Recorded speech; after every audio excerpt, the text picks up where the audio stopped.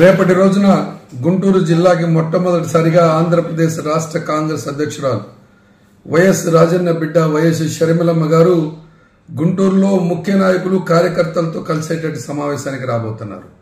ఈ సమావేశం రేపు మధ్యాహ్నం కరెక్ట్ గా 2:30 గంటలకి ఆటో నగర్ దగ్గర వారికి స్వాగతం చెప్పేటటువంటి కార్యక్రమం.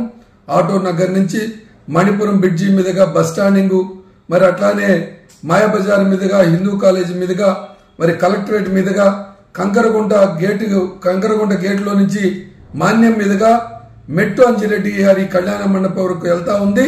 ఇవాళ ఈ రాష్ట్ర ప్రజల యొక్క ఆక్రందనకు గురవుతా ఉన్నారు.